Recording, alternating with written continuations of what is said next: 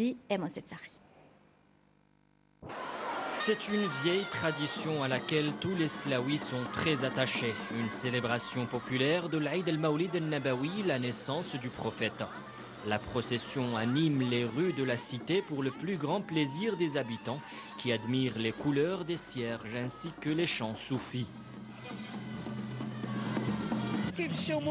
C'est une magnifique procession traditionnelle qui reflète notre fierté en tant que Slaouis et notre attachement aux traditions séculaires de nos ancêtres.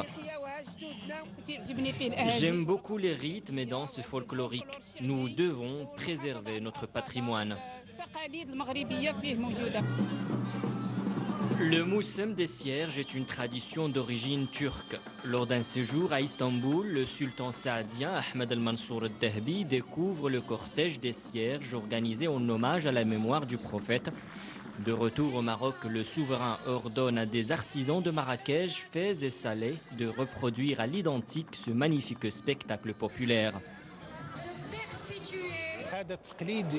Cette tradition a été créée au Maroc par la dynastie saadienne. Elle remonte à plus de 4 siècles et demi. Les Chorfa Hassouni perpétuent cette tradition et c'est la famille Belkbir qui préserve l'héritage de la confection des cierges.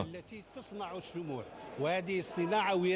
qui est intéressant dans ce festival, c'est qu'il a plusieurs apparences qui nous permettent un peu de découvrir des scènes folkloriques qui entrent dans une harmonie très chatoyante avec les couleurs, qui transforment l'austérité des remparts de Salé et leur pâleur en un festival chatoyant de couleurs, de rose, de rouge émeraude, de bleu turquoise, etc.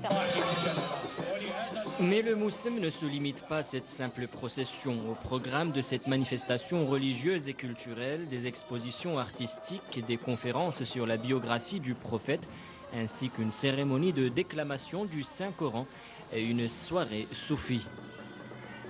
Avant de se rendre à Rabat, sachez que Amir el-Mouminin avait accompli la prière du vendredi à la mosquée Al-Oumma à Tétouan. Dans son prêche, l'imam a souligné l'importance de la construction des mosquées dans la religion musulmane.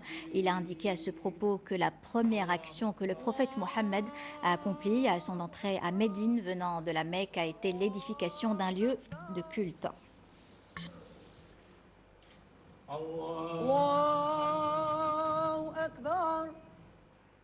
À Agadir, un seul thème a dominé le